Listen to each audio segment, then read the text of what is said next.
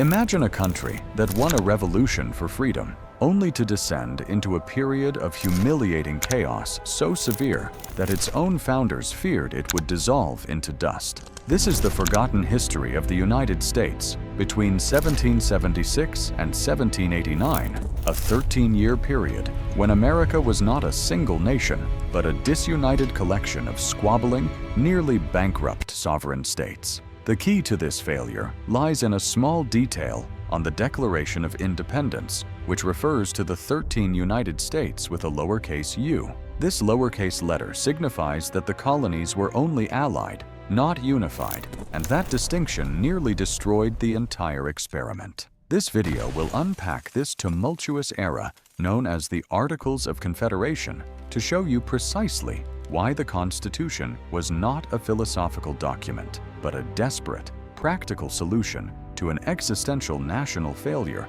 that was threatening to turn America into the laughingstock of Europe.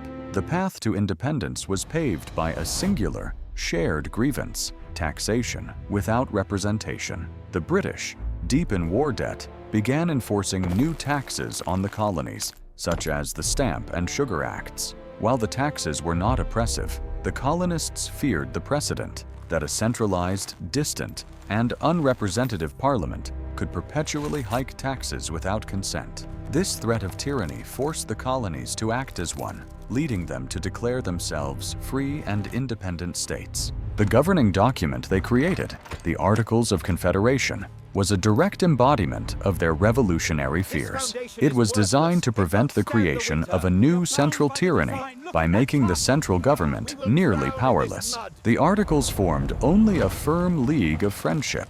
This government consisted only of a Congress, where each of the 13 sovereign states received one vote, regardless of its size or population. Crucially, Congress lacked the three powers essential for a functioning country. It could not raise a unified army, it could not enforce taxes on the people, and it could not regulate commerce between the states. Having won their war against an overbearing centralized power, the states were now 13 independent countries, allied only in name. Once the unifying threat of Britain was gone, the Articles proved to be an immediate disaster. The states began acting purely in self-interest, leading to a state of economic and political chaos. Internal trade wars. States imposed tariffs on goods from other states, hindering internal commerce and causing economic strife. They also printed their own money and engaged in border disputes, such as the conflict between Maryland and Virginia over rights to the Potomac River. National impotence. Abroad, the young nation was humiliated. Lacking a navy, American merchant ships were captured off the coast of North Africa. Furthermore, the British military simply refused to evacuate their forts in the American interior, knowing the weak Congress had no army to force them out. The breaking point. The most terrifying crisis was Shays' Rebellion in Massachusetts. When the state government tried to raise taxes to pay war debt, poor farmers rebelled. Since Congress could not raise funds or a military, it was powerless to help put down the rebellion. This event, where citizens turned on their government over taxes, confirmed to leaders like George Washington that the nation was fast verging on anarchy and confusion.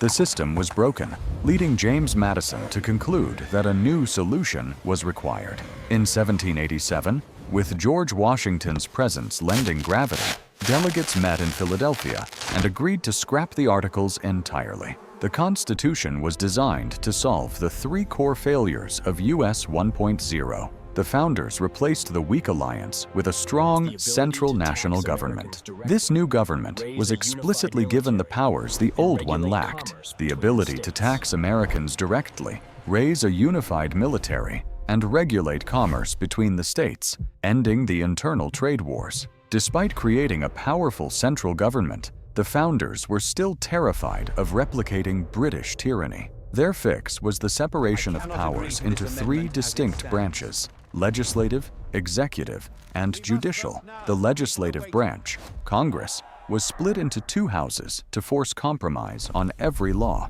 The executive branch, the president, was established to act quickly and enforce laws, but was designed not to be a king. He must be elected. and he needs congressional approval to spend money. The judicial branch, Supreme Court, was created to interpret laws and settle disputes. Additionally, they implemented federalism, reserving most laws, like education and property, to the individual states. Fearing the instability of Shays' rebellion and the turbulence of the masses, the Constitution created an indirect democracy. The bicameral compromise. The House of Representatives was made directly responsive to the people based on proportional population. The Senate, however, was created as a check.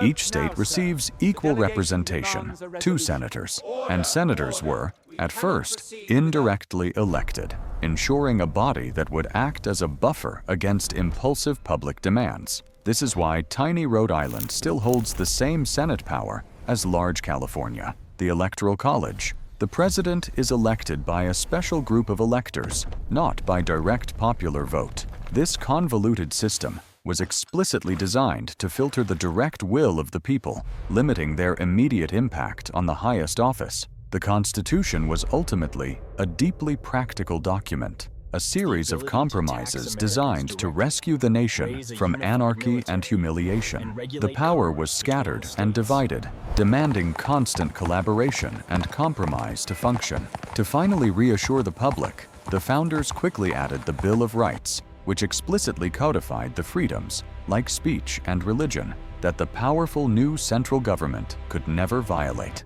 This framework was the successful solution to the 13-year failure, creating a complex, enduring system designed not only to govern, but to perpetually restrain itself.